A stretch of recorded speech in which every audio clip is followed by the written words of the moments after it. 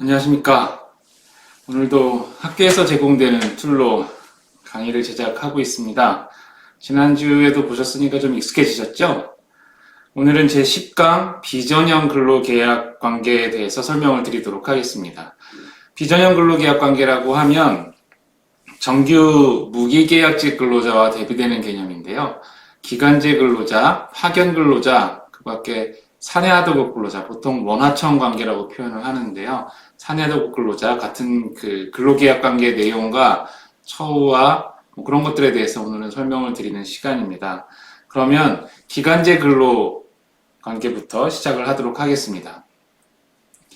기간제 근로계약에서 가장 중요한 것은 계약 기간이 2년으로 제한되어 있다는 것입니다. 기본적인 내용이죠. 가장 기본적인 내용이니까 조문을 한번 읽어보도록 하겠습니다. 기간제 및 단시간법 제4조 제1항 사용자는 2년을 초과하지 아니하는 범위 안에서 기간제 근로계약이 반복갱신 등의 경우에는 그 계속 근로한 총 기간이 2년을 초과하지 아니하는 범위 안에서 기간제 근로자를 사용할 수 있다. 다만 다음 각 호의 어느 하나에 해당하는 경우에는 2년을 초과하여 기간제 근로자로 사용할 수 있다. 다음 각 호도 한번 제가 읽어보겠습니다. 사업의 완료 또는 특정한 업무의 완성에 필요한 기간을 정한 경우, 휴직, 파견 등으로 결혼이 발생해서 당해 근로자가 복귀할 때까지 그 업무를 대신할 필요가 있는 경우, 근로자가 학업, 직업훈련 등을 이수함에 따라 그 이수에 필요한 기간을 정한 경우, 고령자 고용촉진법 제2조 제1호의 고령자와 근로계약을 체결하는 경우가 되겠습니다. 이것 이외에 전문적인 지식, 기술 활용이 필요한 경우와 정부의 복지정책, 실업대책 등에 따라서 일자리를 제공하는 경우도 2년 사용 제한의 예외에 해당됩니다. 2년 사용 제한의 예외라는 것은요, 기간제법에 보면 사용자와 기간제 근로자가 사용기간을 2년 이내에만 2년 이내로 정해서 근로계약을 체결하도록 되어 있는데, 방금 말씀드린 기간제법 제4조 제1항 제1, 2, 3, 4호하고 그 외에 제가 말씀드린 전문직이라든가 정부의 복지정책, 실업대책 등에 따라서 일자리를 제공하는 경우, 이런 경우에는 2년을 넘어서 기간제 근로자로 사용해도 된다는 이야기입니다. 2년을 넘어서 기간제 근로자로 사용해도 된다는 뜻은 다른 의미로 보면요. 기간제 근로자로 2년을 넘어서 계속 사용을 해도 무기계약직 근로자로 전환되지 않는다는 뜻입니다. 원래 기간제법에 따르면 사용자가 2년을 초과해서 기간제 근로자를 사용하면요. 기간의 정함이 없는 근로자로 채용한 것으로 간주가 됩니다. 그러니까 별도의 근로계약을 체결하거나 하지 않아도 그냥 무기계약직 근로자로 전환되는 거죠. 그런데 앞서 말씀드린 그런 예외에 해당되는 분들은 2년을 넘어서 기간제 근로자로 계속 일을 해도 무기계약직 근로자로 전환되는 효과가 당연히 나타나지는 않습니다. 만약 2년을 초과해서 기간제 근로자를 계속 사용해서 기간제 근로자가 무기계약직 근로자로 전환된다면 그 근로조건은 어떻게 될 것이냐? 우리 강의한 제2쪽에 있는데요. 별도로 우리 기간제법이 근로조건에 대해서 정하고 있지는 않습니다. 그러니까 통상 이야기하기로는 우리 행정해석 중에서도 그런 게 있는데 기간제 근로자로 전환한다고 해서 임금이나 기타 복리후생을 정규직 근로자에 맞춰줄 필요는 없다라고 보통 이야기를 합니다. 뭐 틀린 말은 아니고요. 보통 맞다고 볼 수 있는데 그런데 만약 무기계약직 근로자로 전환을 해놓고 보니까 정규직 근로자와 이 무기계약직 근로자로 전환된 분이 동종 유사의 직무를 수행하고 있다. 그렇게 되면 여러분 여기서 생각나는 조항이 있으신가요? 근로기준법 제6조 균등대우 조항이 생각나시죠? 균등한 처우 조항이 생각나시죠? 이거 어렵다고들 말씀이 있으셨는데 균등한 처우 조항에 맞춰서 만약 동종 유사한 업무를 수행하고 있다면 무기계약직 근로자로 전환된 근로자들이 공채 정규직 근로자들과 같은 근로조건을 보장받아야 됩니다. 이게 업무직, 연봉직 근로자와 관련된 판례에서 제가 설명드린 적이 있으니까요. 혹시 생각나지 않으시면 앞으로 돌아가서 한번 확인을 해보시면 좋겠습니다.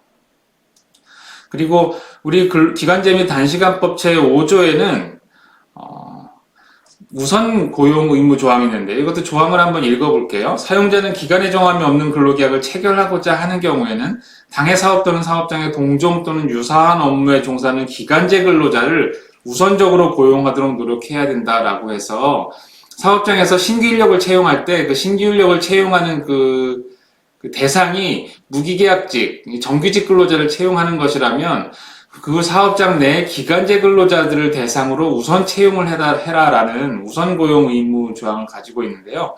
주의하실 것은 이게 표제어가 기간의 정함이 없는 근로자로의 전환이에요. 그러니까 기존 기간제 근로자를 기간의 정함이 없는 근로자로 전환하는 방법으로 우선 고용하라는 조항을 가지고 있습니다. 그 다음은 사용자의 기간 제한과 관련된 사례들을 제가 몇 개 적어 놓았는데요. 사례가 좀 많은데 다 한번 설명을 드려보겠습니다. 내용을 한번 보시죠.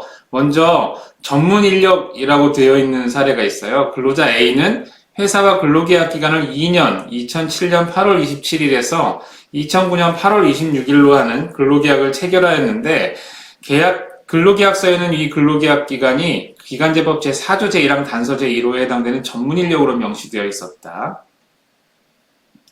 위 계약기간이 만료되었음에도 사업이 완료되지 않자 2009년 8월 25일에 원고와 계약기간을 1년으로 해서 근로계약을 연장했어요. 그런데 해당 사업이 예상기간 내에 종료되지 않으니까 회사는 2010년 8월 26일에 계약기간을 종료했어요. 이게 무슨 내용이냐면 지금은 지하철공사라고 보통 이야기를 해요. 지하철공사라고 이야기를 하는데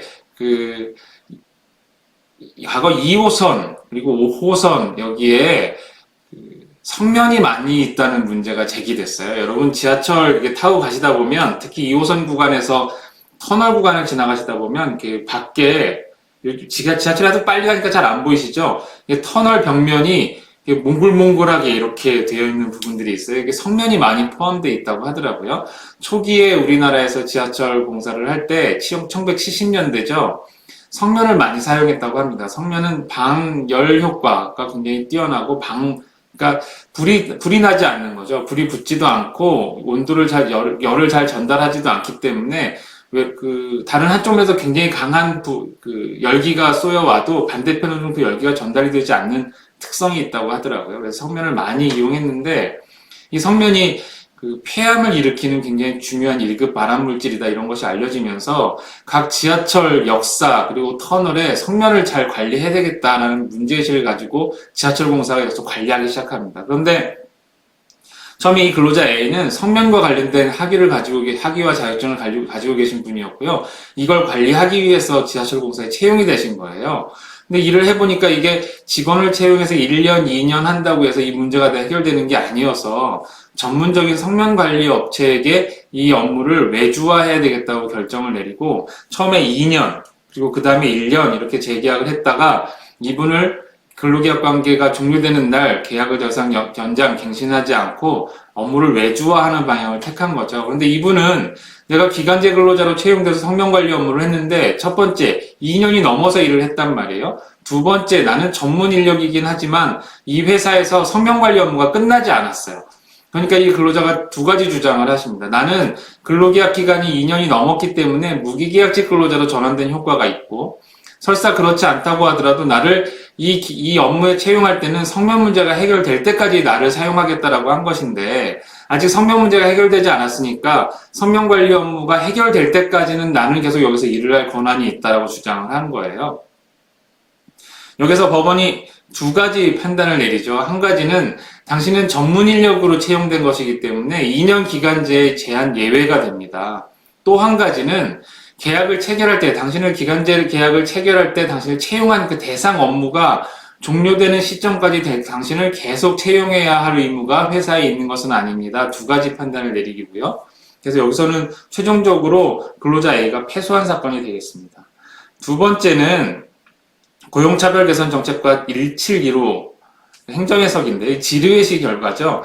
파견 근로자를 대체하기 위해서 채용된 근로자 B가 채용된 기간 동안 근로계약이 종료되자 연속해서 2년의 기간을 정해서 기간제 근로자로 채용됐어요. 처음에는 파견 근로자로 채용돼서 2년을 일했어요. 파견 근로계약은 1년 단위로 계약을 갱신할 수 있죠. 그래서 2년까지 갱신할 수 있는데 2년 하고 그 다음에 기간제 근로자로 연속해서 2년을 일을 한 거예요. 근데 이분은 파견근로계약 2년을 넘어서 파견근로자로 계속 일을 했으면 사용사업주가 직접 채용하게 되고, 기간제 근로계약으로 2년이 넘었으면 무기계약직 근로자로 전환이 되는데, 파견 2년, 기간 2년이 연속되어 있으니까 나는 무기계약직 근로자로 적어도 전환된 게 아니냐라는 주장을 하셨던 거겠죠. 근데 고용노동부 행정해석이 여기서 약간 애매한 태도를 취합니다. 원칙적으로 서로 전혀 다른 형태의 계약이기 때문에 파견계약과 기간제 근로계약, 기간제 근로계약과 파견 근로계약이 연속되어 있을 때 당연히 무기계약직 근로자로 전환된다든가 사용사업주의 직접 채용 근로자로 전환되는 효과가 생기지는 않는다라고 보고 있어요. 뒤에서 다시 한번 유사한 그 사건을 설명드릴 건데, 원칙적으로는 전환되는 효과가 없고 전혀 다른 성질의 계약이 맞닿아 있을 뿐이다 이렇게 보고요. 하지만 파견계약과 기간제 근로계약과 파견계약을 연속해서 맺는 것에 기간제법을 잠탈하거나 아니면 파견법을 잠탈하기 위한 그런 사용자의 의도가 숨어 있다면 이것은 무기계약직 근로자로 전환된다든가 사용사업자의 직접 채용 근로자로 전환되는 효과가 있다고 보아야 한다라고 우리 정부 행정해석은, 고용노동부 행정해석은 보고 있습니다. 이 내용은 뒤에서 다시 한번 설명을 드릴게요. 그 다음 강의 한 3쪽에는 연속계약의 반복, 여기에서 보시면 근로자 A는 2011년 3월 1일부터 기간제 근로자로 C회사 경리팀에서 근무하기 시작했어요. 그런데 중간에 6월 1일에서 12월 31일까지 비서실로 파견 근무를 나갑니다. 비서실로 파견 근무를 나간 이유가 비서가 원래 일을 하시던 비서께서 육아휴직으로 쉬시게 된 거예요. 그래서 그 업무를 대신하고자 파견을 나갔는데, 그리고 다시 경리팀으로 복귀해서 2012년 1월 1일부터 일을 하기 시작해서 2013년 2월 28일, 이분이 3월 1일에 입사하셨잖아요. 2011년 3월 1일에 입사해서 2013년 2월 28일이 되면서 2년이 된 거예요. 이때 회사에서 이분을 무기계약직 근로자로 전환하지 않고 재계약을 하겠다라고 통보했습니다. 그러니까 이때 이 근로자 A가 나는 2013년 3월 1일부로 무기계약직 근로자로 전환되는데 재계약이 웬 말이냐라고 주장하면서 회사와 이렇게 이견이 생겼고, 그래서 정부에 질의회시를 하게 된 사건이죠. 여기에서 정부가 해석한 것은 어떻게 해석을 하고 있냐면요. 그 앞에서 제가 적용 2년 기간 제한의 예외 사유에서 말씀을 드린 적이 있는데, 휴직, 파견 등으로 결혼이 발생해서 그 근로자가 복귀할 때까지 업무를 대신할 필요가 있어서 채용된 기간은 2년 제한의 예외가 된다고 했잖아요. 근데 이 기간제 근로계약 총기간에 중간 6개월을 그 목적으로 다른 부서에 가서 파견 근무를 한 거예요. 정부가 그러면 그 6개월은 빼야 된다고 봤습니다. 그 6개월은 빼고 나머지 기간제 근로자로 채용된 기간이 통산해서 2년이 넘어야 무기계약직 근로자로 전환되는 효과가 있는데, 이 근로자가 좀 너무 빨리 주장한 거죠. 이 사안을 놓고 보면 재계약을 하고 6개월을 더 근로한 이후에 무기계약직 근로자로 전환됐다고 주장을 했으면 별 문제가 없었을 것 같아요. 근데 이 결론이 어떻게 됐는지, 이 사후 이야기가 어떻게 됐는지는 알 수 없겠지만 이 근로자 A가 너무 좀 빨리 주장한 측면이 있다, 이렇게 생각이 됩니다. 좀 약간 성급하셨던 게 아닌가 생각이 되고요. 그 다음 갱신기대권 사례가 있는데, 갱신기대권은 좀 어려워요. 어렵긴 하지만 워낙 많이 이야기가 되고 있어서 여러분들도 한두 번 들어보신 일이 있으실 텐데요. 요 갱신기대 첫 번째 사건은 서울특별시 시설관리공단이 장애인 콜택시 기사를 위탁계약을 체결해서 채용한 경우입니다. 보통 이게 위탁계약이라고 말을 하고 있지만 이 경우에는 보통 장애인 택시 운전하신 분들이 지입으로 많이 하세요. 근데 이 경우에는 아마 근로계약의 특질을 갖고 있다고 판단을 한 것 같아요. 그래서 기간제 근로계약의 성격을 가지고 있지만 위수탁계약의 형식으로 계약을 체결했는데, 여기에서는 계약기간을 1년 단위로 갱신하도록 하고 있어요. 그러면서 장애인 콜택시 운영계약에 계약기간을 1년 단위로 갱신을 하는데, 1년 단위로 갱신을 하는 이유는 다른 데 있는 게 아니라 부적격자를 걸러내기 위해서 그렇게 하는 거야 라고 이야기를 했습니다. 그러니까 부적격자를 걸러내서 교체하기 위해서 1년 단위로 계약을 갱신하는 거란 취지에는 뭐가 숨어 있는 건가요? 부적격자가 아니면 1년 이후에 계약이 무사히 갱신될 수 있다라고 기대할 수 있는 여지를 주고 있는 거죠. 이분이 일을 무난하게 하신 것 같아요. 무난하게 하셨는데 1년 뒤에 계약이 갱신되지 않았습니다. 그러니까 이분이 나는 계약이 갱신되리라는 정당한 기대권이 있어 라고 주장했고, 요 법원이 계약을 갱신할 기대권이 있다고 판단했어요. 그래서 서울특별시 시설관리공단이 계약 갱신을 거절한 것은 정당성을 결여했다라고 판단을 했죠. 두 번째는 사회복지법인 사건입니다. 법인은 갑등과 근로계약 기간을 2010년 10월 26일부터 2012년 10월 25일까지로 하는 근로계약을 체결했다라고 했죠.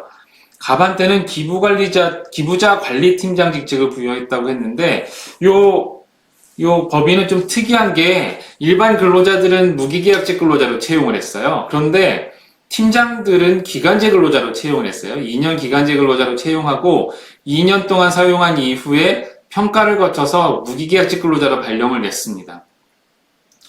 여기 보면 계약서에는 계약기간 만료 1개월 전에 재계약할 수 있다라고 기재는 돼 있었어요. 회사는 2012년 9월 19일에 여기 주인공이 되시는 갑 팀장님하고 입사 동기인 을 팀장님에 대한 인사평가를 실시했어요.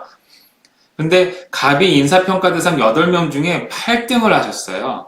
갑한테 10월 25일자로 근로계약이 종료된다는 통보를 정상적으로 계약서에 따라서 한 달 전에 통보를 했습니다. 이 갑 팀장님이 이전에 어떤 성과평가를 받아왔는가 보니까 이 갑 팀장님이 2011년 평가에서는 10명 중에서 6등, 무난한 평가를 받으셨어요. 그리고 2012년 상반기 평가에서는 8명 중에서 1등을 하셨어요. 굉장히 우수한 평가를 받으셨죠. 그리고 사무국장님께서 2차 평가에서 8명 중에 8등을 주셨어요. 요 사회복지법인에서 사무국장님은 보통 회사에서 상무님이나 전무님에 해당되는 그 임원급에 해당됐었는데요. 사무국장님이 2차, 그러니까 2012년 상반기 평가에서 꼴등을 주셔가지고, 하반기 평가에서 2012년 2차 하반기 평가에서 꼴등을 주셔가지고, 총괄팀장님이 1등을 줬음에도 불구하고, 이 갑 팀장님이 전체 그 가중 평균을 내보니까 꼴등이 되신 거예요. 그러니까 총괄팀장님이 1등을 주셨어요. 2012년 2차 평가에서도 1등을 주셨는데, 사무국장님이 꼴등을 주셨거든요. 이 평가에서 그 보다 높은 상급자의 평가에 가중치를 두다 보니까 두 분이 주신 평가 결과를 평균하니까 이 갑 팀장님이 꼴등이 되신 거죠. 그러니까 이 갑 팀장님은 정당한 성과평가에 따라서 당신을 재계약할 수 없게 되었습니다. 라는 이 사회복지법인의 통보에 반발하게 됐고, 이게 부당해고라고 주장을 했어요. 이게 기간제 근로계약이 마땅히 갱신되는 게 맞다면 갱신 거절을 당한 분들은 보통 부당해고를 주장하거나 해고무효 확인소송을 제기하거나 이렇게 되시죠. 근데 제가 여기가 자세히 적어놓지는 않았는데, 이 복지법인에서는 웬만한 일이, 그러니까 스스로 퇴사하는 경우가 아니면 웬만하면 재계약이 다 됐다고 하고요.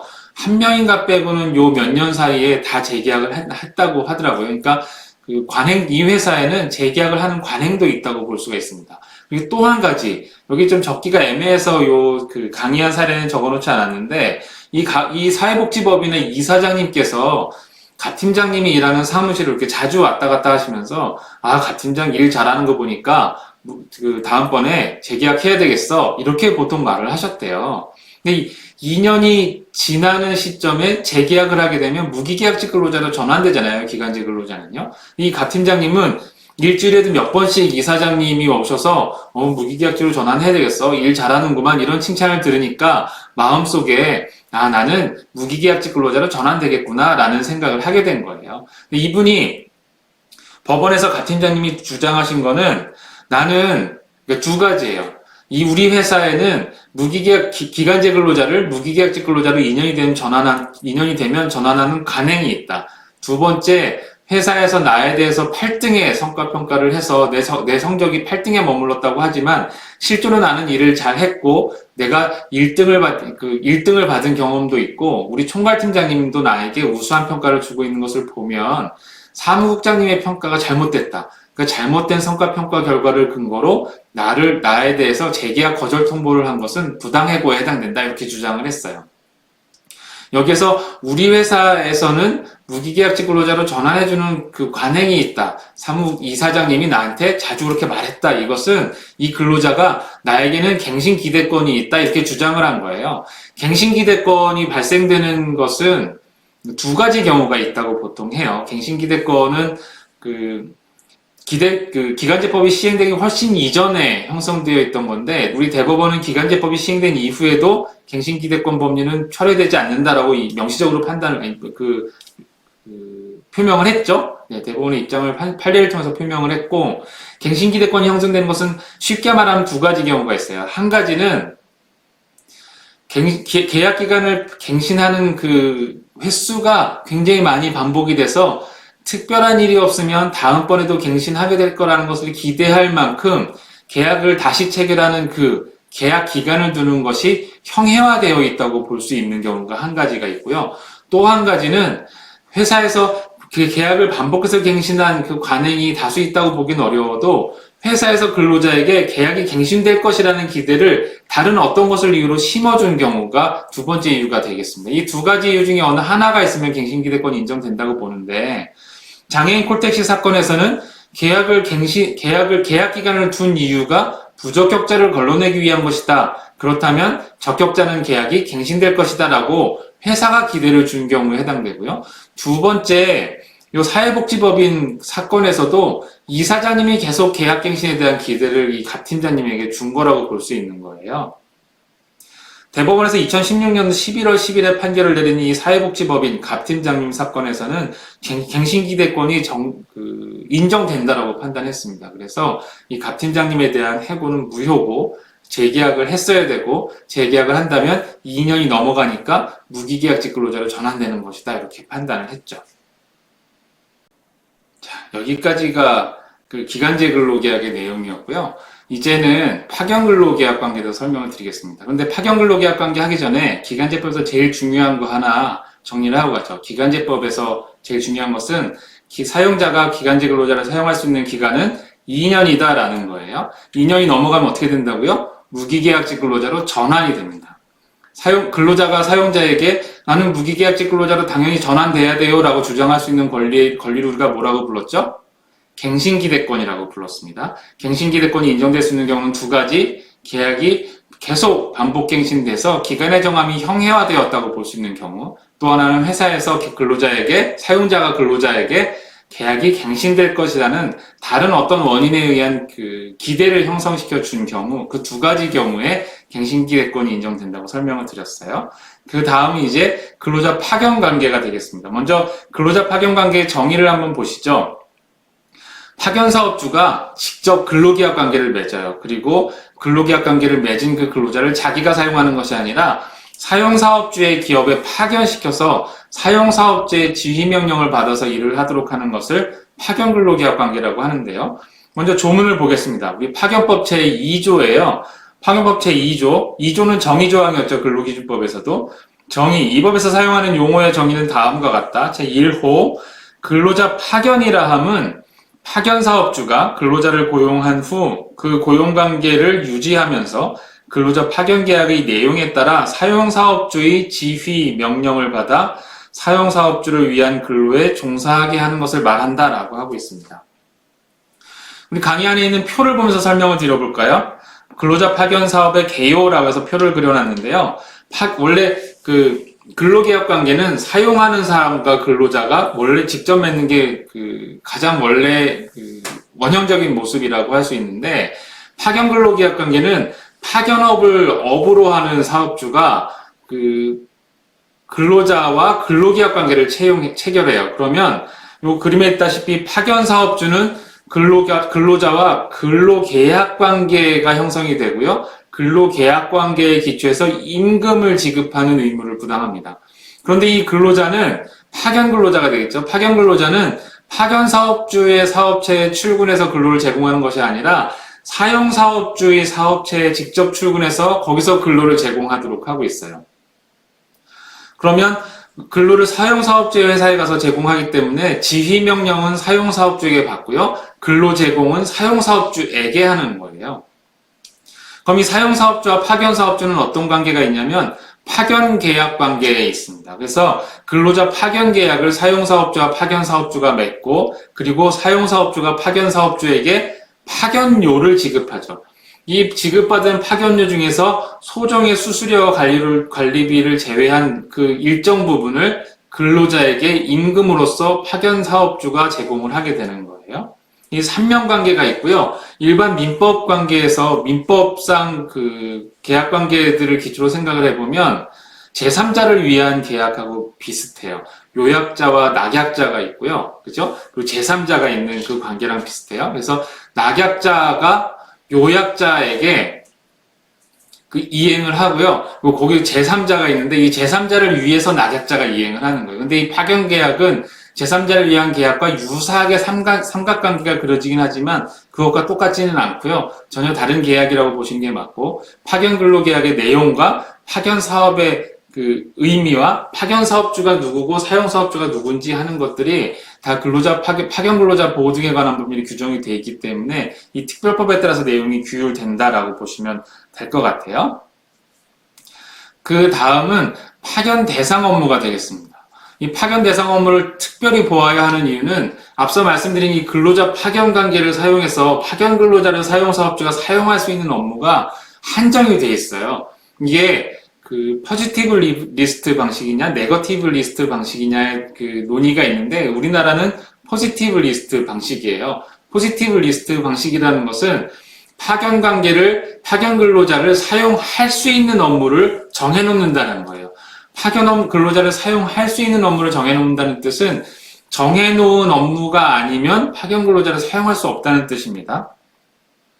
파견 근로자를 사용할 수 있는 업무를 규정하고 있는 것 중에 가장 대표적인 거라고 할 수 있는 근로자 파견법 제5조 1항을 한번 읽어보고 뒤를 이어서 설명을 드려보도록 하겠습니다. 파견법 제5조 제1항 근로자 파견 사업은 제조업의 직접 생산 공정 업무를 제외하고 전문 지식, 기술, 경험 또는 업무의 성질 등을 고려해서 적합하다고 판단되는 업무로서 대통령령이 정하는 업무를 대상으로 한다라고 해서 대통령령이 정하는 업무에만 파견 근로자를 사용할 수 있다고 규정을 하고 있어요. 근데 대통령령으로 정할 때 이런 업무를 빼야 된다는 것을 파견법이 명시하고 있죠.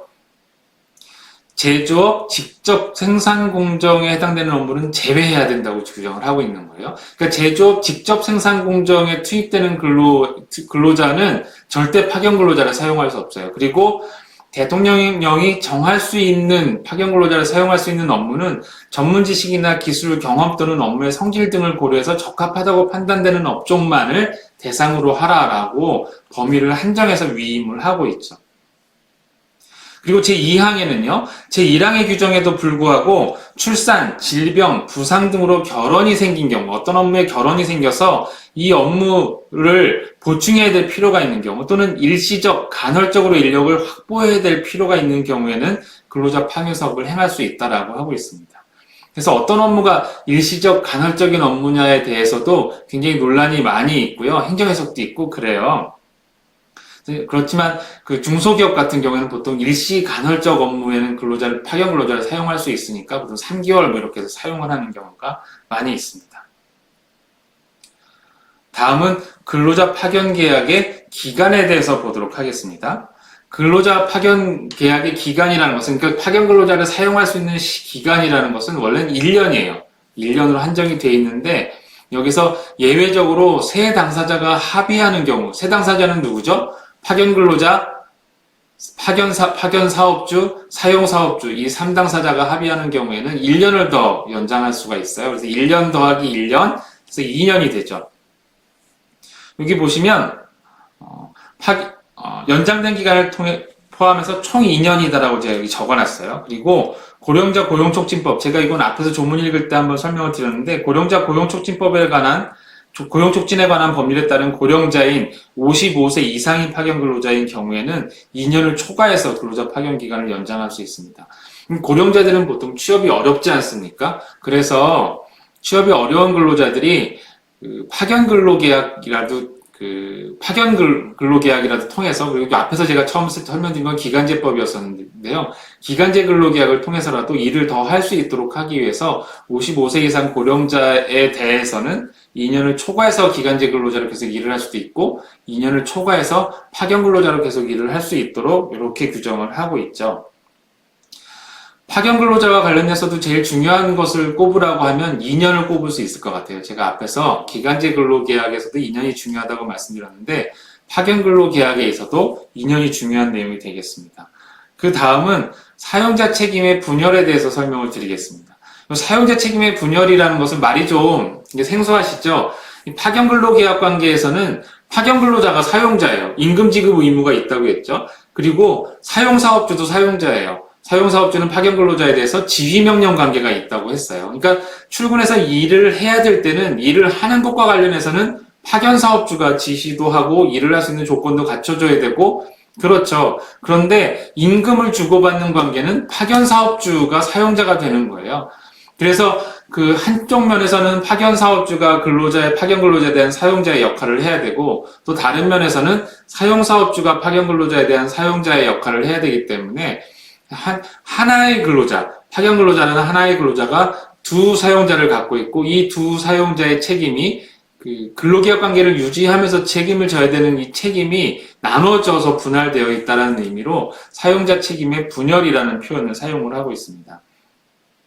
사용자 책임의 분열에 관해서 자세한 내용 우리 파견법 제34조 1항하고 3항에 규정이 되어 있는데 여기에 보시면 파견 1항을 먼저 보시죠. 파견 중인 근로자의 파견 근로에 관해서는 파견 사업주 및 사용 사업주를 근로기준법 제2조의 규정에 의한 사용자로 보아서 동법을 적용한다라고 해놓고 그래서 밋이라고 했어요. 밋 둘 다 한다라고 해놓고 다만 같은 법, 근로기준법이죠. 15조부터 92조까지 규정에 대해서는 파견 사업주를 그리고 그 밑에 단을 보시면 단서 후단을 보시면 같은 법, 근로기준법 제50조부터 뭐뭐뭐뭐까지의 규정의 적용에 있어서는 사용사업주를 사용자로 보겠다 하고 있어요. 여러분이 조문 내용만 조문 번호만 봐갖고 무슨 조항인지 모르시잖아요. 그래서 제가 그 옆에 표에 간략하게 적어놨습니다. 보시면 파견 사업주가 사용자로서 책임을 부담하는 사항은 근로계약의 체결, 해고, 그 밖에 근로관계의 종료, 임금, 가산임금, 퇴직금, 재해보상에 관한 규정에 대한 책임, 그리고 사용사업주가 유급휴일 또는 유급휴가를 주는 경우에 임금 이렇게 해놨어요. 파견법 34조 3항을 다시 옆에 조문으로 가서 보시면 근로기준법 제55조, 제73조 및 제74조 제1항의 규정에 의해서 사용사업주가 유급휴일 또는 유급휴가를 주도록 하는 경우에 그 휴일 또는 휴가에 대해서 유급으로 지급되는 임금은 비록 이게 유급휴일인지 유급휴가인지를 결정하는 것은 사용사업주이지만 이게 유급으로 결정됐을 때 임금을 주는 것은 파견사업주의 책임이다라고 3항에 규정이 되어 있어요. 이게 옆에 표에 있는 세 번째 줄에 있는 내용이죠. 그 다음 표의 두 번째 칸, 사용사업주가 책임을 부담하는 사항은 근로시간, 휴일, 휴게, 휴가와 여성 및 연소자 보호, 취업 중인 근로자의 안전과 건강에 대한 책임 등에 대한 것들이 사용사업주가 책임을 부담하는 거예요.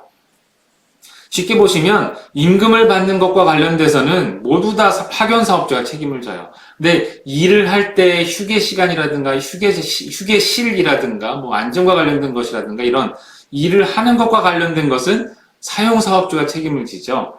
밑에 세 번째 칸을 보시죠. 함께 책임을 부담하는 사항이 있어요. 위의 사항 이외에 근로기준법상 규정된 산업안전보건법상 사업주의 일반적인 책무는 사용사업주와 파견사업주가 같이 책임을 지고 있습니다. 그 밑에 차별개선과 212 사건은 파견법 제34조 제3항과 관련된 사건이에요. 사용사업주가 주 40시간의 범위 내에서 파견 근로자의 근로시간을 정하면서 토요일을 유급휴일로 정하고 있었어요. 그런데 파견 사업주의 내부 규정에는 토요일이 무급휴일로 되어 있었어요. 이 파견 근로자 H는 자신에게 토요일이 유급휴일로 적용돼야 된다라고 주장을 했어요. 그러니까 파견 사업주의 회사 내규에는 토요일이 무급인데 사용사업주의 회사 내규에는 토요일이 유급이라고 되어 있었던 거예요. 그리고 이 사용사업주의 동종 유사한 업무를 수행하는 다른 직접 채용 근로자들도 토요일을 유급휴일로 적용을 받고 있었어요. 이때 고용노동부가 질의회시에서 토요일을 유급휴일로 인정해야 된다라고 회신을 했습니다. 그러면서 유급으로 할 때 임금을 지급할 책임은 파견사업주에게 있다라고 회신을 했죠. 이것은 뭐 특별한 행정 해석의 결과라고 보기보다는 파견제법 제34조 제3항을 적용한 당연한 결과라고 보실 수 있을 것 같아요. 그 다음은 이 파견근로계약 관계에서 사용사업주가 파견근로자를 직접 채용해야 하는 의무가 언제 발생되는가를 보도록 하겠습니다. 가장 대표적인 것은 파견 허용 대상 업무를 위반하는 경우예요. 사용사업주가 파견근로 대상 업무에 해당되지 않는 업무에 파견근로자를 사용했다면 파견근로자를 직접 고용해야 됩니다. 가장 대표적인 게 뭐가 있죠? 제조업 직접 생산 공정이 있죠. 제조업 직접 생산 공정, 그 공정 라인에 파견근로자를 사용했다면 사용사업주에게 직접 고용 의무가 발생한다는 거예요. 그 다음은 어쩌면 이게 경우가 더 많은데요. 파견근로자 사용기간 제한을 위반한 경우에요. 1년 사용하고 3당사자 간의 합의가 있으면 1년을 더해서 2년 동안 파견근로자를 사용할 수 있는데 사용사업주가 파견근로자를 2년이 넘어서 더 사용한 거죠. 이런 경우에 사용사업주는 파견근로자를 직접 채용해야 하는 의무가 발생합니다. 여기에서 직접 채용 의무가 발생한다고 제가 설명드렸는데 기간제법에서는 어땠죠? 기간제법에서는 직접 고용한 것으로 간주된다고 봤어요. 파견법에서는 사용사업주에게 직접 고용 의무가 발생합니다. 그럼 사용사업주가 직접 고용 의무를 이행하지 않으면 어떻게 될까요? 직접 고용해달라고 법원을 통해서 소송을 제기하는 게 가장 일반적이에요. 이게 과거에는 직접 고용 의무가 있도록 구파견법에는 규정이 돼 있었거든요. 그래서 지금 이 파견법을 개정해서 구파견법과 같이 직접 고용 의무가 아니라 직접 고용이 간주되도록 법률을 다시 개정해야 된다는 논의가 지금 있습니다. 하지만 이게 어떻게 될지는 잘 모르겠어요. 그리고 파견법에도 기간제법하고 똑같이 우선 고용 의무가 규정이 되어 있습니다. 파견법 제6조의 2 고용 의무 제4항을 보시면 사용사업주는 파견근로자를 사용하고 있는 업무에 근로자를 직접 고용하려는 경우에는 파견근로자를 우선적으로 고용하도록 노력하여야 한다라고 되어 있죠. 기간제법에도 우선 고용 의무 조항이 있었고 파견법에도 우선 고용 의무 조항이 있다는 것 알아놓으시면 좋을 것 같아요. 그 다음은 기간제법에서 우리가 보셨던 것과 마찬가지로 직접 고용 의무가 발생하는 관련 사례들을 살펴보도록 하겠습니다. 먼저 파견업체 변경 사례예요. 근로자 S는 2002년 9월경에 한국수력원자력으로부터 원자력발전소의 냉난방관리, 열관리, 기술 담당, 발전 작업, 보조 업무 등을 위탁받아서 수행하는 한전 KPS에 입사했어요. 그렇게 일을 하고 있었는데 2008년 6월경에 위탁운영사가 그런 똑같은 냉난방관리, 열관리, 기술 담당, 발전 작업, 보조 업무 같은 업무를 하는 위탁운영사가 한전 KPS에서 주식회사 한빛파워로 변경됐어요. 그런데 이 주식회사 한빛파워는 근로자 S를 그냥 똑같이 고용을 승계받아서 같은 업무를 단절없이 하도록 했고 근로자 S는 중간에 한전 KPS에서 주식회사 한빛파워로 소속은 변경됐지만 하던 일을 중단 없이 계속했어요. 이렇게 해서 계약기간이 일을 한 기간이 계속 늘어났는데 2010년 6월 4일에 한빛파워로부터 우리 계약기간이 만료됐으니까 근로계약 관계를 종료하겠다라는 통보를 받았습니다. 근로자 A는 나는 한전에 직접 채용 근로자로 전환이 됐기 때문에 이건 부당해고가 됩니다라고 주장을 한 거죠.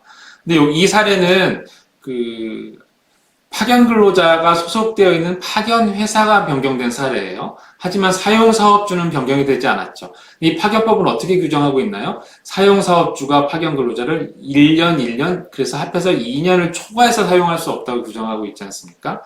여기서 서울고등법원 2012나 1030이 판결을 보시면 사용사업주가 사용한 총 기간이 2년이 넘었으면 직접 채용 근로자로 채용해야 된다. 사용사업주가 이렇게 판단을 했고요. 한전이 직접 고용 의무가 발생한다고 보았으면 근데 이 2010년도에는요.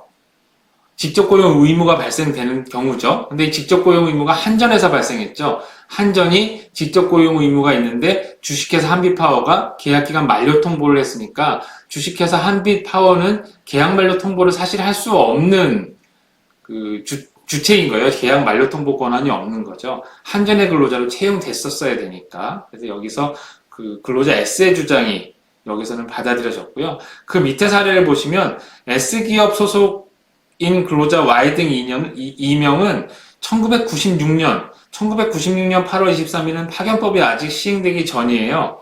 부터 원청회사인 공공화학 주식회사에 파견돼서 직접 지휘 감독을 받으면서 일을 했어요. 직접 지휘 감독을 받는 건 맞죠. 사용사업주가 직접 지휘 감독을 받으니까 공공화학이 사용사업주인 경우에요. 그런데 S기업이 해산된 이후에 이게 A진흥으로 새롭게 A진흥이 설립이 됐고 2000년 12월 1일에 A진흥 소속이 됐어요. 하지만 이 근로자 Y는 공공화학에 계속 중단 없이 근로를 똑같이 제공을 해왔죠. 구파견법이 98년 7월 1일에 시행됐어요. 이 구파견법은 2년이 넘으면 사용사업주의 직접 고용 근로자가 되는 것으로 간주하는 규정을 가지고 있었습니다. 그런데 이 시행된 이후에도 파견이 계속됐어요. 근로자 Y 등 2명은 자신들이 98년 8월 23일부터 원청업체인 공공화학 주식회사 직접 채용 근로자 지위에 있게 됐다고 했어요. 왜 98년 8월 23일일까요? 자신들이 96년 8월 23일에 입사했기 때문에 파견법에 따르면 2년이 도과하면 직접 채용 근로자, 사용사업주의 직접 채용 근로자가 된다고 하고 있잖아요. 근데 파견법이 시행이 됐으니까 바로 적용을 받아서 자기들이 처음 파견 근로자가 됐던 그때는 파견법이 시행되기 전인데 그때로 소급해서 2년을 계산해서 파견법 시행 이후에 어느 시점에 2년이 되면 되니까 우리는 그때부터 98년 8월 23일부터 직접 채용 근로자야 라고 주장을 한 거예요. 여기서 법원이 어떻게 판단을 내렸냐면요. 파견법이 시행된 이후 어느 시점부터 2년이다라고 봤어요. 이 근로자들은 파견 근로계약 관계가 파견법 시행 이전부터 쭉 되어 왔으니까 파견법 시행 그 첫날부터 시작해서 2년이 되는 날에 그 날이 지나면 사용사업주의 직접 고용 근로자로 전환된다고 본 거죠. 파견법이 98년 7월 1일에 시행됐잖아요. 구파견법이. 그래서 이 판결에서는 2000년 7월 1일에 원고 Y 근로자 등은 공공화학 주식회사에 직접 채용 근로자로 전환된다. 왜냐하면 구파견법은 고용 간주 규정을 가지고 있었거든요. 전환된다라고 판단을 했습니다. 제가 간혹 이렇게 신파견법은 고용 의무가 발생하고 구파견법은 고용 간주가 되거든요. 이걸 잠깐 이렇게 제가 표현을 혹시 틀리게 말을 하다 보면 말이 헛나올 수도 있는데 그런 경우에도 여러분은 제 말에 현혹되지 마시고 구파견법의 경우에는 2년이 넘으면 고용 간주 규정을 갖고 있었고 현재의 파견법은 고용 의무를 갖고 있다는 걸 분명히 구별을 해주셨으면 좋겠습니다. 여기서 다시 한번 확인하고 넘어갈까요? 현행법을 기준으로 볼 때 기간제법은 2년이 넘어가면 고용 간주, 무기계약직 근로자로 고용 간주, 파견법은요 2년이 넘어가면 사용사업주가 직접 고용할 의무를 부담한다. 이걸 분명히 구별해서 기억을 하셔야 돼요. 그 다음 관련 사례를 계속 보도록 하겠습니다. 근로자 C는 파견 회사에 입사한 2002년 3월 13일부터 사용사업주인 H 회사에 파견돼서 일을 했어요. 그런데 2년을 경과해서 계속 근로자를 사용했고요. 2004년 3월 13일부터는 그러니까 2년이 넘었으니까 H회사 근로자로 간주가 됐어야 됐는데 소속을 변경하지 않은 채로 그냥 공공기업 소속으로 계속 H회사에 파견 근로를 제공을 하고 있었어요. 그런데 어느 날 공공기업이 자신의 취업 규칙에 따라서 근로자 C를 징계 해고했습니다. 이 징계 해고한 이유는 근로자 C가 비정규직 노동조합을 만들어서 노동자 위원장 활동을 하고 있었거든요. 그래서 그것을 이유로 C를 징계 해고했는데요. 이건 부당해고도 같이 다투어져야 되는 사건이에요. 근로자 C가 공공기업이 근로자 C를 징계 해고하면서 H회사 사업장을 출입할 수 있는 출입증을 회수했어요. 이분은 회사가 나를 해고한 것은 부당하다라고 주장하면서 나는 계속 출근 투쟁하겠다, 계속 일을 하겠다라고 하면서 H회사 사업장에 들어가려고 하니까 H회사에서 출입증을 보여주십시오. 공공기업에서 회수했습니다. 그러니까 출입증이 없으면 우리 회사에 들어올 수 없습니다. 라고 했어요. 이 근로자는 자기가 H회사에서 해고당했다라고 주장했죠. 법원이 이 근로자 C가 H회사에서 해고당했다고 인정했습니다. 왜 그랬죠? 이게 그 불법 파견이 돼가지고 H회사에 그 직접 채용 의무가 생겼고, 2002년, 2004년 이 무렵에는 직접 채용 간주 규정이, 직접 채용 의무가 생겼다고 했나요? 직접 채용 간주 규정이 적용되는 때라서 이미 2년이 도과한 시점에 이 근로자는 H회사 근로자로 전환이 돼버렸다고 본 거예요. H회사 근로자로 전환이 됐으면 이 근로자를 해고하거나 징계할 권한은 공공기업이 갖는 것이 아니라 H회사가 갖고 있죠. 그런데도 H회사는 공공기업이 출입증을 회수했다는 이유로 이 근로자를 정물 출입을 못하게 막았어요. 이 법원은 H회사가 이 근로자 C의 정문 출입을 막은 행위를 해고라고 보았습니다.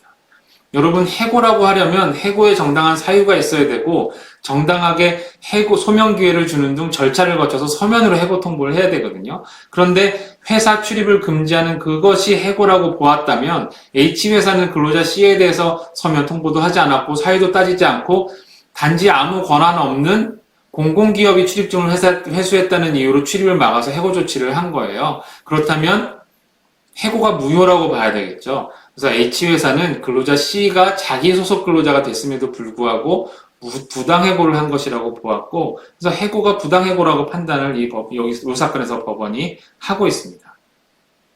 그 밑에 사례를 보시면 기간제 종료 후 파견 사례인데요. L주식회사예요. L주식회사가 근로자 K를 2년간 기간제 근로자로 사용했어요. 근데 사용해보니까 이분이 일을 너무 잘하는 거예요. 일은 잘하는데 무기계약직 근로자로 전환하기는 조금 부담이 되고 하니까 이 근로자한테 제안을 합니다. 여기 나와 있죠? 계속 일할 의사가 있다면 인재파견회사에 입사해. 근로자 파견회사예요. 인재파견회사에 입사하면 계속 우리 회사의 같은 부서에 출근해서 같은 조건으로 계속 일하게 해줄게 라고 해서 이 근로자는 2년 기간제, 그 이후에 파견 2년 이렇게 일을 하게 됩니다. 앞서서 본 행정해석 사건에서는 파견 2년, 기간제 2년이었죠. 여기 고용차별 개선 789 사건은 기간제 2년, 그 다음 파견회사에 입사해서 똑같은 업무를 똑같은 회사에서 2년 이렇게 하게 되는 사례가 되는데요. 여기에서 원칙적으로 근로자는 기간에 정함이 없는 근로자가 되는 것은 아니다라고 행정에서 명시를 하고 있습니다. 이 원칙은 늘 변하지 않는 것 같아요. 하지만 여기서 보시면 제가 여기서 써놓진 않았으니까 화살표 있는 곳에 여러분이 한번 써보세요. 계약상 파견직으로 전환해서 사용하는 형식을 취했지만 실제로는 같은 근로자를 계속 사용하면서 기간제 근로자의 사용기간 규정을 그 규정의 적용을 면탈하려는 목적이라면 합산해서 2년이 초과되는 그 날로부터 무기계약직 근로자로 전환된 것으로 보아야 한다. L주식회사의 무기계약직 근로자가 전환된 것으로 봐야 한다라고 이야기했어요. 봐야 한다라고 하면서 근로자 K가 무기계약직 근로자다라고 선언을 하진 않았어요. 우리 행정해석이 거기까지 이렇게 보통 확실하게 말은 보통 안 해줘요. 여러분 행정해석 보시면 아시겠지만 지리회시 하거나 해서 정부에서 받아보신 적이 있나요? 있으시면 거기 보통 이렇게 써있죠. 원칙은 이래요. 법리를 적용하면 이렇게 해야 되는데 이 사례에서는 귀하의 질문 내용만으로는 분명히 판단할 수가 없습니다라고 보통 해석을 내려주고 있어요. 여기에 대해서도 고용차별 개선 789 사건에서도 근로자 K가 무기계약직 근로자로 전환됐는지에 대해서는 판단해주지 않고 그것은 질문 내용만으로는 판단하기 어렵다라고 이야기는 하고 있지만 어쨌든 회사가 기간에 정한 그 조항의 적용을 면탈하려는 목적으로 파견 근로자로 전환한 것이라면 기간에 정함이 없는 근로자로 2년이 넘는 순간 전환된다고 보아야 합니다. 라고 이야기하고 있습니다. 계속 이어서 사례들을 보시죠. S주식회사의 파견 근로자를 근로하던 근로자 C가 2009년 1월 2일에 파견기간 2년이 만료될 예정이었었는데요. S주식회사가 2008년 12월, 직전이죠. 12월 24일에 W주식회사로 인수합병이 됐어요. 앞에서 한전 KPS가 주식회사 한빛파워로 변경된 것은 이 근로자가 소속되어 있는 회사가 변경된 거예요. 그러니까 파견회사가 교체된 거죠. 그래서 이 근로자는 계속 한전에서 일을 했기 때문에 2년이 도과한 게 별로 문제가 되지 않았었죠. 요 사건, 그러니까 차별계산과 373 사건은 뭐냐면요. 요 파견회사가 변경된 게 아니라 사형사업주가 변경된 거예요. S주식회사에서 일을 하고 있었는데 S주식회사가 W주식회사로 인수합병되면서 W주식회사로 사용사업주가 변경된 경우가 된 거죠. 여기에서 우리 고용노동부가 행정해석을 어떻게 내렸냐면 합병된 경우라고 하면 동일성을 유지하면서 법인체가 변경된 것이기 때문에 흡수된 것이기 때문에 사용사업주의 동일성이 유지된다고 봤습니다. 그래서 S회사에서 일을 한 기간 그리고 W회사에서 일을 한 기간을 합산해서 2년이 도과되는 그 시점부터 이 근로자는 W주식회사의 직접 채용 근로자가 돼야 된다라고 판단을 하고 있어요. 그 밑에는 약간 이해할 수 없는 그러니까 화살표 써놓은 부분에 여러분 좀 채워 넣으세요. 제가 답을 안 적어드렸으니까. 그런데 이 S주식회사가 W주식회사로 간 게 합병이 아니라 영업양도라고 한다면 사업의 일부분이나 또는 전부를 영업을 양도한 것이라고 본다면 그것은 그 영업양도의 성질과 영업양도 계약에 포함되는 내용을 확인해 봐야 알 수 있다고 했어요. 보통 시설의 인수, 사업의 인수랑은 다르게 영업양도는 영업의 동일성이 유지되면서 간다고 보거든요. 통상 그거 영업이 양도된다고 볼 때도 통상적인 영업양도라고 한다면 양수회사와 양도된 회사 양쪽의 근로한 기간을 합산해서 파견계약 기간 2년을 넘어서 일을 했는가를 보는 게 통상적일 텐데 이게 동일성을 유지하면서 간 게 아니라 자산인수에 해당된다든가 일부 사업인수에 해당되는 경우에는 그 양도계약의 내용을 보아라라고 이 행정해석에서 얘기하고 있는데요. 이 용어를 우리가 영업양도는 동일성을 유지하면서 가는 걸로 하고 그 경우에 사용을 하고 그 경우가 아니라 자산만 가는 경우엔 자산인수라서 별도의 용어를 쓰거든요. 우리 행정에서는 이걸 구별하지 않고 그냥 영업양도라고 그냥 한 번에 지칭을 하면서 그 내용을 보아서 판단하라라고 하고 있어요. 학계에서는 보통 자산인수랑 영업양도를 구별해서 사용을 하고 있으니까 그거 아마 기억해 놓으시면 좋을 것 같고요. 정리할까요? 영업양도, 영업의 동일성이 유지되면서 영업이 인수되는 경우에는 양회사에서 양도된 회사에서 일을 한 경우랑 양수회사에서 일을 한 경우를 합해서 그 기간을 합해서 2년이 넘는지를 보면 되고요. 자산인수의 경우에는 사업의 동일성이 유지되지 않기 때문에 인수된 회사에서 일을 한 기간이 2년이 넘은 날을 판단을 하셔야 될 것 같아요.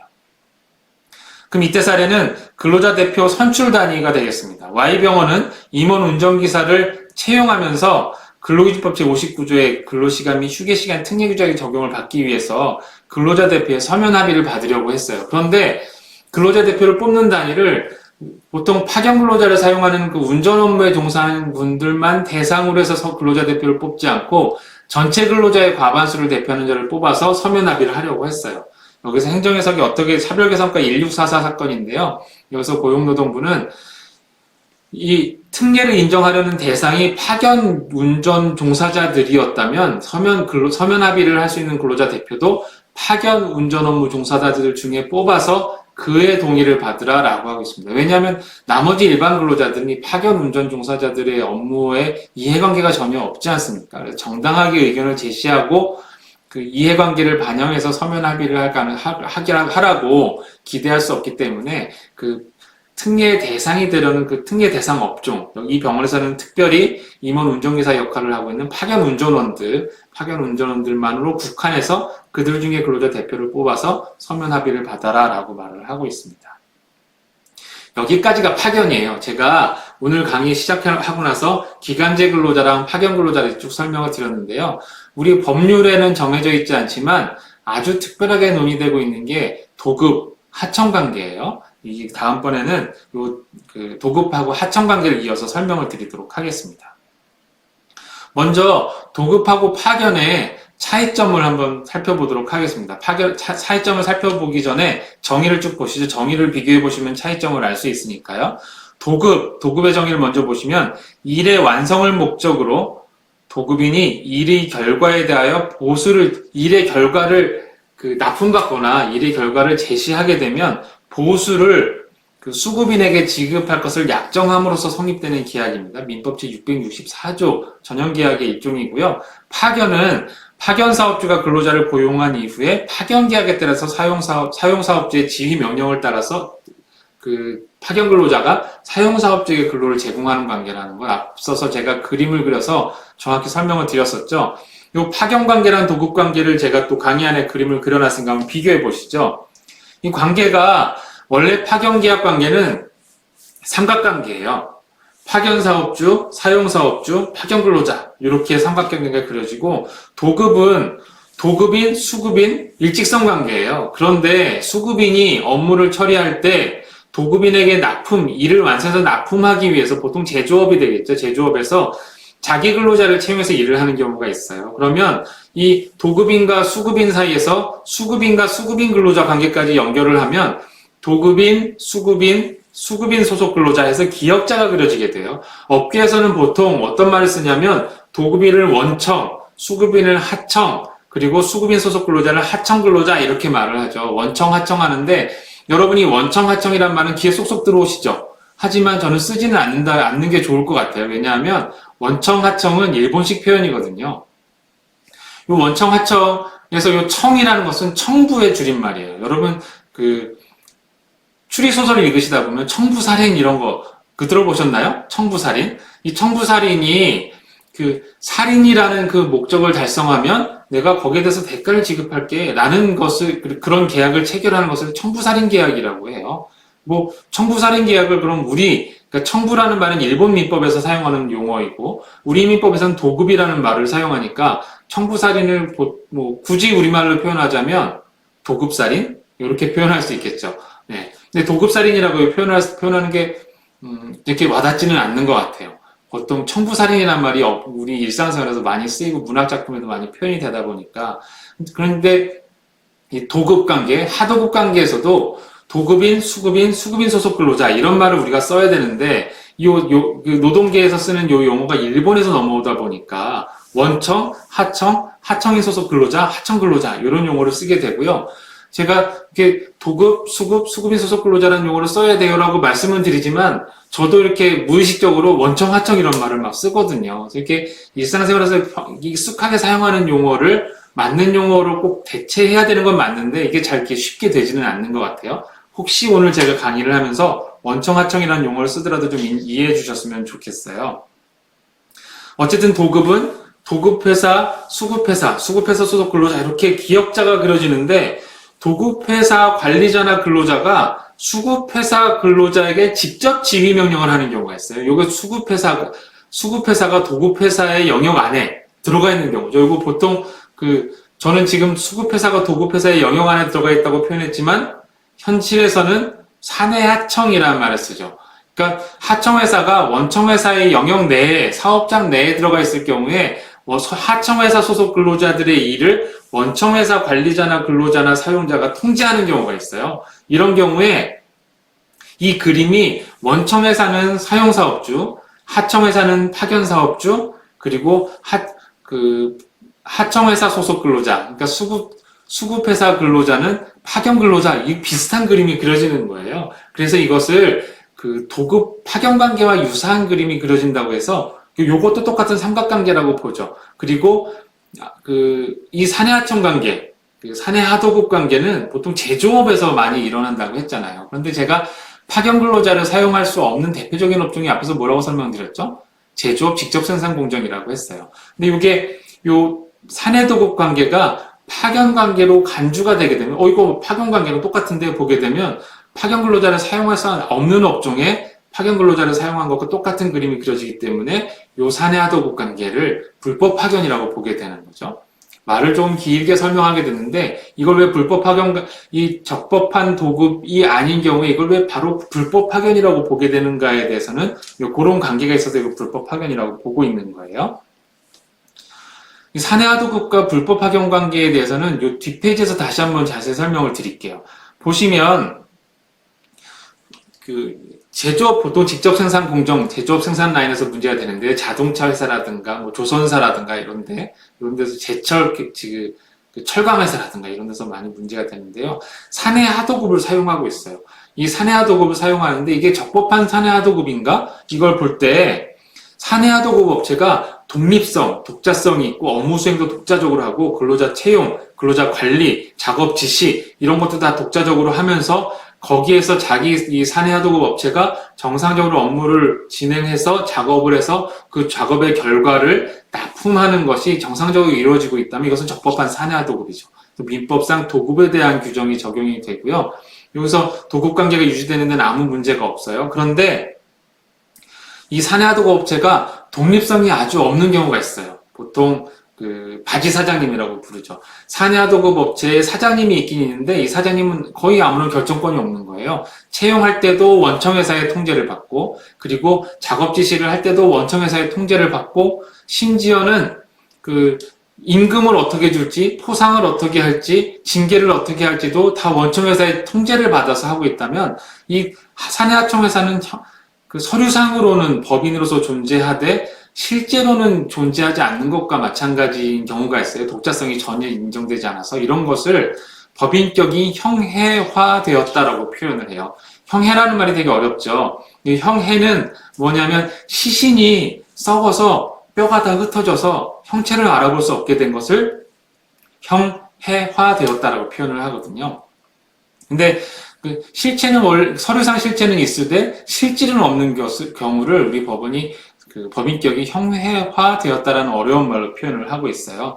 이 사내하청회사가 수급회사가 사용자가 그 자기 근로자를 통제하지도 못하고 법인 설립 신고가 되어 있기는 하지만 전혀 독자적인 법인으로서 활동하고 있지 않다면 법인격이 형해화되어서 이 회사는 없는 게 되는 거예요. 그러면 아까 기업자 관계가 있다고 했는데 이 회사가 없는 경우가 되면 이 수급업체 근로자는 바로 도급업체 근로자로 간주되는 효과가 생기는데요. 이것을 위장도급이라고 합니다. 위장도급인지 아닌지를 판단하는 기준으로 고용노동부가 제시한 것은요, 채용, 해고 등에 대한 수급업체의 결정권, 수급업체의 소유자금 조달 및 지급에 관한 책임, 수급업체 사용자가 법령상 사용자로서 책임을 지고 있는가 아닌가 하는 것, 수급업체가 독자적으로 전문적인 기술, 경험 등을 가지고 있고 책임과 권한도 행사하고 있는가 하는 것, 그리고 수급업체가 기계, 설비, 기자재를 자기 책임으로 부담해서 보유하고 있는가 하는 것들이 위장도급의 판단 기준이 되죠. 독자적인 기술도 없고 생산시설도 모두 다 도급업체 것을 갖다 쓰고 원청 것을 갖다 쓰고 하고 있다면 위장도급으로 판단될 가능성이 큽니다. 그런데 여기에서 위장도급으로 판단할 만큼 법인격이 없지 않아요. 그러니까 그 사용자의 독자성이 없지 않아요. 수급회사가 일정한 수급 독자성을 가지고 있는데 이상하게 수급업체 근로자에 대해서 도급업체가 작업 지시를 하는 등 지시감독권을 행사하고 있다면, 노무지휘권을 행사하고 있다면 어떻게 할 것인가? 이게 2단계의 문제가 되겠습니다. 그러니까 도급회사가 수급회사 소속 근로자에게 대해서 노무지휘권을 행사하고 작업하는 데 개입하지 않고 있다면 이것은 또 적법한 하도급 관계라고 봐요. 하지만 그런 노무지휘권을 직접 도급회사, 원청회사가 수급회사, 하청회사 소속 근로자에게 행사하고 있다면 이게 파견관계랑 유사한 삼각형 관계가 그려지잖아요. 제조업 직접 생산 공정이라면 대부분 이 경우에 불법 파견으로 간주가 되게 됩니다. 고용노동부가 불법 파견 판단 기준으로 제시하고 있는 것을 한번 보죠. 작업 배치 결정권이 수급회사, 하청회사에 있느냐, 업무 지시 감독권이 수급회사, 하청회사에 있느냐. 이 업무 지시 감독권에는 와서 직접 구두로 지시를 하는 경우도 있지만 얼마 전에는 요 작업 지시서, 시방서라는 것들을 주는 경우가 있었고요. 최근에는 MES 시스템을 활용해서 단말기, 손에 들고 다니는 단말기는 아니면 그 구역에 배치되어 있는 그 개별 PC 모니터 같은 그 단말기에 고정되어 있는 단말기에 작업 지시가 내려오는 경우가 있어요. 이걸 MES 시스템이라고 하는데 이 MES 시스템을 통해서 업무 감독을 하는 경우, 이런 경우가 MES 시스템은 제가 뒤에서 다시 한번 설명을 드릴게요. 그 다음에 휴가, 병가 등 근태관리권이나 징계권을 원청회사가 사용하고 있는가, 행사하고 있는가, 아니면 그 하청회사가 행사하고 있는가, 업무 수행에 대한 평가권을 수급회사, 하청회사가 갖고 있는가, 원청회사, 도급회사가 갖고 있는가, 연장 근로 여부, 휴일 근로 여부, 야간 근로 여부를 누가 결정하는가, 이런 것들을 보아서 불법 파견을 판단한다고 하고 있습니다. 고용노동부의 판단 기준을 보면 1단계에서 이러이러한 조건을 판단을 해서 이게 위장도급인지 아닌지 보고요. 위장도급이라면 도급회사가 직접 고용한 것으로 그냥 간주를 해버리고요. 위장도급이 아닌 경우에 불법 파견인지 적법한 사내 하도급인지를 판단을 하고 있어요. 고용노동부의 판단 기준은 이렇고요. 여기서 우리가 한 번 더 확인해야 될 게 대법원의 판단 기준이에요. 대법원 2015 226 2010 106 436 판결, H자동차 회사 판결인데요. 여기에서 사내하도급과 적법한 사내하도급과 불법 파견을 판단하는 기준을 우리 법원이 제시하고 있습니다. 여기 2015년 2월 26일 2010 106 436 사건 말고 2015년 2월 26일에 사건 번호를 달리하는 사내하도급 판결이 2건이 더 있었어요. 2건인가요? 3건이 더 있었죠. KTX 승무원 사건이 2건이 있었고요. 남해화학 사건이 1건이 있었고, 그리고 여기 2010 106 436 사건, 이건 H자동차 회사 사건이 4가지 사건이 한꺼번에 판결이 났어요. 대법관님 전원이 모여있는 자리에서 판결이 났죠. 그래서 보통 학계에서는 불법 파견, 전원합의체 판결, 이렇게 이것을 논문에서 많이 표현을 하는데요. 전원합의체 판결이라고 하지만 우리가 판결문을 검색해보면 전합이 써있지는 않아요. 이 4가지 사건이 한꺼번에 판결이 되었고, 판결문을 검색하시면 이 4가지 사건들이 각각 나오거든요. 근데 이것을 전원합의체 판결이라고 우리는 부르고 있고요. 여기에서 어떤 기준을 제시했는지를 제가 한번 읽어볼게요. 같이 한번 읽어보시죠. 제3자가 당해 근로자에 대해서 직간접적으로 그 업무 수행 자체에 관한 구속력 있는 지시를 하는 등 상당한 지휘 명령을 하는지 여부, 당해 근로자가 제3자 소속 근로자와 하나의 작업 집단으로 구성되어서 직접 공동 작업을 하는 등 제3자의 사업에 실질적으로 편입되어 있는지 여부, 원 고용주가 작업 투입, 근로자 선발, 근로자 수, 교육 및 훈련, 작업 및 휴게 시간, 휴가, 근무 태도 점검 등에 관한 결정권을 독자적으로 행사하는지 여부, 계약의 목적이 구체적으로 범위가 한정된 업무의 이행으로 확정되고 당해 근로자가 맡은 업무가 제3자 근로자의 업무와 구별되고 그 업무에, 그러니까 수급업체 소속 근로자의 업무죠. 업무에 전문성과 기술성이 있는지 여부, 원고용주가 계약의 목적을 달성하기 위해서 독립적인 기업 조직이나 설비를 갖추었는지 여부. 큰 틀에서 보면 고용노동부가 제시하고 있는 기준과 똑같고요. 비슷해요. 그리고 여기와 관련해서 우리 검찰이 제시하고 있는 요건도 있거든요. 그 요건과 큰 틀에서는 같습니다. 표현이 일부 다른 점이 있다고 하더라도요. 그래서 보통 이 요건들을 검토를 해서 이 기준에 부합하면 사내하도급 이라고 보고요. 여기에서 위반되는 것이 있으면 불법 파견이라고 보는데요.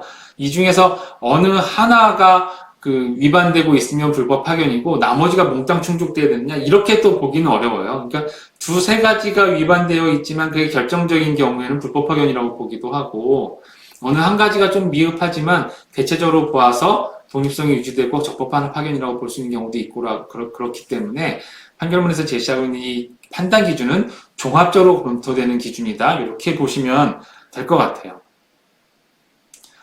그 다음번, 그 다음에서는 불법 파견 사례를 검토해 보도록 하겠습니다. 앞에서 우리가 기간제의 경우에도 기간제한과 관련된 사례를 몇 가지 보았고, 파견에서도 사례를 보았어요. 요 사내하도급과 관련돼서 사례를 보시면 앞에서 설명드리는 게 좀 이렇게 쉽게 이해가 되실 거예요. 사내하청 근로자 차별구제 신청 문제인데요. 요 근로자 제2 외 6분은 P산업에 채용돼서 H회사에서 타이어 포장 업무를 수행해 왔어요. 요 당시, 이게 2006년경인데 이 H타이어 회사는요, 우리나라의 타이어 회사가 몇 군데 안 돼서 금방 아시겠네요. 이 H타이어 회사는 대형 타이어 포장 업무, 그리고 소형 타이어 포장 업무를 나눠서 각각 하고 있었대요. 포장하는 게 더 달랐나 봐요. 그래서 이분들은 대형 타이어 포장 업무를 하고 있었는데, 이분들이 2009년 11월경 노동위원회 임금 등에 대한 차별구제 신청을 제기했어요. 차별을 당하고 있었다는 거죠. 그런데 여기 보시면 P산업은 H회사의 사내하청 업무를 하고 있는 P산업은 별도의 법인 설립 등기가 돼 있었고 별도의 취업 규칙을 가지고 있었어요. 별도의 설립 등기가 돼 있고 취업 규칙을 가지고 있었다는 것은 실체가 있다는 거죠. 실체가 있다는 얘기는 위장도급은 아니라는 거예요. 그런데 H회사에서 이 P산업이 고정적인 도급 금액을 지급받는 게 아니에요. 이 부분 주의해서 보셔야 됩니다. 소속 근로자들이 H회사에 출근한 출근일, 유급일, 연월차 휴가일, 연장 근로 시간 등을 반영해서 그때그때 사원 도급 비용 및 관리자 비용 등 명목으로 병동급으로 도급 금액을 매월 지급받았어요. 이번 달에 연장근로 얼마였고 얼마에서 얼마에서 월급 나갈 돈이 얼마니까 이번 달 도급료를 이렇게 줄게요 하고 받은 거예요. 이걸 보통 현장에서는 임률도급이라고 표현하는데요. 임률도급을 받는 경우에 불법 파견으로 인정될 사례가 가능성이 높아요. 왜냐하면 임률도급을 준다는 얘기는 그 원청회사, 도급회사가 수급회사, 하청회사 근로자들이 어떻게 일을 하고 몇 시간 일하고 연장근로 어떻게 하고 휴일을 어떻게 하고를 일일이 관리하고 체크하고 있다는 뜻이거든요. 그래서 불법 파견으로 인정될 가능성이 높았고요. 한편 H회사의 재고반장 K는 수시로 휴대전화 문자 메시지로 그 H회사 재고반장이에요. 피산업 근로자들한테 작업 지시와 출퇴근 지시를 했어요.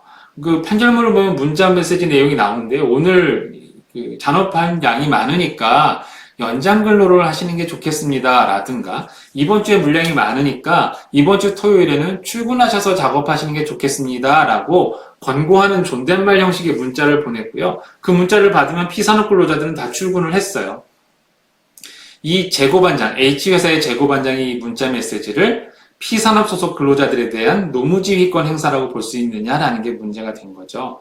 법원은 2009 구합 22164 사건에서 법원은 임률도급을 지급하고 있었던 점, 재고반장이 직접 지휘명령권을 행사하고 있었던 점을 볼 때 불법 파견이다라고 인정을 했습니다. 그 밑에 사건 보시면 사건 번호를 먼저 보시죠. 대법원 2015-226 앞에 H자동차 사건하고 같은 날짜예요. 선고 2011-78316 판결이에요. 이게 그 유명한 KTX 승무원 사건입니다. 보통 KTX 여승무원 사건이라고 부르는데 초기에는 여승무원만 뽑았는데 요즘엔 여러분 KTX 타보시면 여승무원만 있는 건 아니에요. 그래서 이게 여승무원이라고 굳이 지칭할 필요가 없기 때문에 KTX 승무원 사건이라고 제가 한번 이름을 붙여봤고요. KTX 승무원 사건에서 앞서 전화비체 판결에서 불법 파견 전화비체 판결에서 제시한 기준입니다라고 요 앞페이지에서 설명드렸잖아요. 요 요건들을 꼼꼼하게 적용해서 판단을 하고 있는데요. 이것을 적용한 결과 여러분 제가 이것을 다 읽어드릴 시간은 없을 것 같고 제가 판결문을 자세하게 요약을 해놨으니까 한번 1번부터 5번까지 있는 내용을 한번 읽어봐 주시면 좋겠어요. 적용한 결과 원고들과 코레일이죠. 코레일과 KTX예요. KTX를 운영하는 코레일이에요. 코레일과 피고 측 사이에 묵시적인 근로계약 관계가 성립됐다고 평가할 수는 없다라고 해서 불법 파견을 인정하지 않은 사례가 되겠습니다.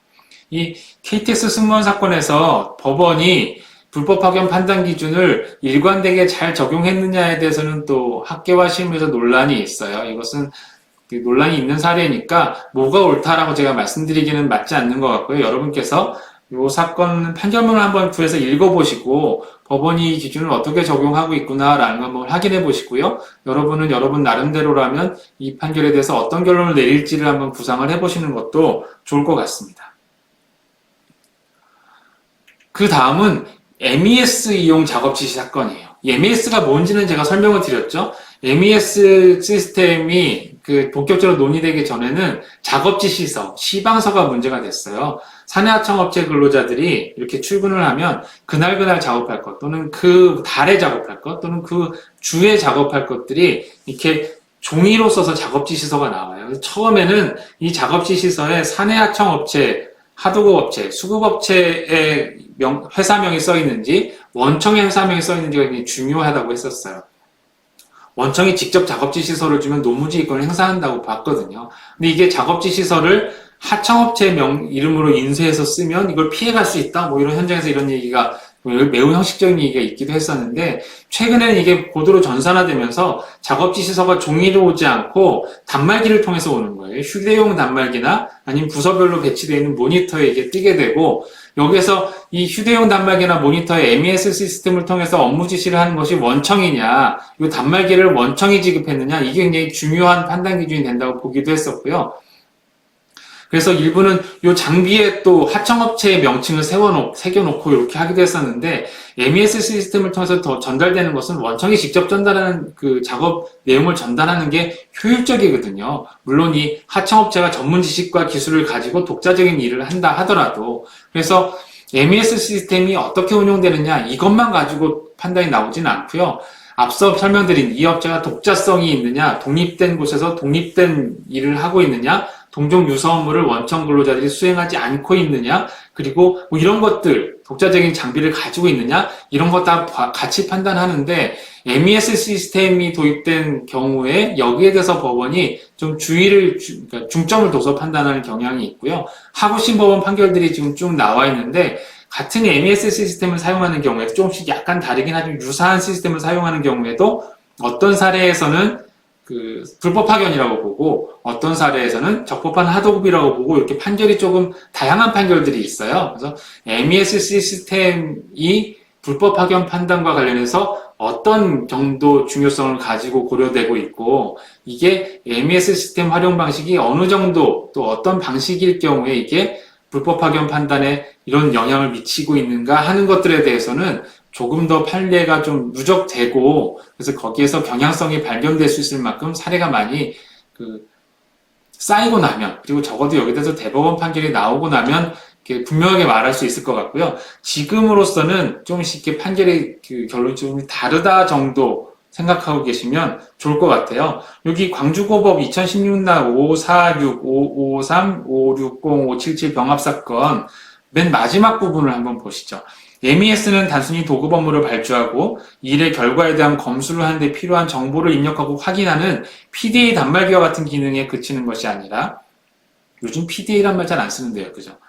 도급업체가 사내협력업체의 근로자들에 대한 작업을 지시하고 관리, 감독할 수 있는 측면의 기능이 강화된 시스템으로 보아야 한다라고 해서 여기서는 불법 파견이라고 인정을 했어요. 이것은 제가 앞서 말씀드린 대로 여러분 이렇게 좀 관심을 가지시고 뉴스에서 가끔 뉴스에 나오거든요. MES 시스템을 사용한 사내하도급 문제에 대한 뉴스가 나오면 이렇게 좀 보시고 판결이 나왔다고 하면 판결문도 좀 이렇게 관심 있게 찾아보셔서 향후 MES 시스템 활용이 굉장히 일반화될 텐데 이게 사내하도급 불법 파견 문제와 어떻게 유기적으로 연결돼서 영향을 미칠 수 있을지 여기에 대해서는 여러분 나름의 판단 기준을 좀 가지시면 좋을 것 같고요. 그리고 어떻게 우리 판례가 형성이 돼가고 거기서 공통된 요소들, 공통분모를 찾아서 우리가 일관성을 발견할 수 있을지에 대해서도 여러분들이 좀 관심을 가지고 계속 이 문제를 지켜보셨으면 좋겠습니다. 여기까지가 제가 준비한 위장도급과 사내하도급과의 관계 문제였었고요. 다양한 내용들을 이게 결코 쉬운 내용이 아니에요. 그리고 제가 생략했지만 굉장히 많은 이론적인 난점이 있고 견해 대립이 있고 다툼이 있습니다. 학계만의 다툼이 있는 게 아니라 노사 간의 다툼도 있고요. 그리고 판례와 학설이 갈리는 경우도 있고 해서 굉장히 이해하기 어려운 부분인데 제가 좀 이걸 굉장히 단순해서 쉽게 설명드리려고 애를 썼는데 여러분들이 이게 어떻게 받아들여지셨는지 잘 모르겠어요. 하지만 일부러 중요한 사례들을 좀 뽑아서 사례 중심으로 설명을 드렸으니까 내용이 이해가 잘 안 되시는 분들은 요 사례를 제가 강연에 소개해 놓은 사례들을 한번 자세히 확인해 보시면 이해가 되실 것 같고요. 그것만으로 이해가 안 되시면 제가 사례마다 사건 번호를 붙여놨으니까 사건 번호를 찾아서 우리 법원의 판결의 태도 아니면 고용노동부 행정해석의 태도라는 그런 것들을 원문을 통해서 확인을 해 보시면 이게 또 여기에 대해서 더 자세히 이해가 되고 자세히 이해가 안 됐던 게 또 긴 글을 읽다 보면 그렇구나 하고 깨달아지시는 경우가 있잖아요. 그래서 이해가 안 되시는 부분은 꼭 한번 이렇게 확인을 해 보셨으면 좋겠습니다. 오늘 강의는 여기까지로 하는 걸로 하고요. 여러분 건강 특별히 유의하시고 다음번 강의 준비해서 다시 한번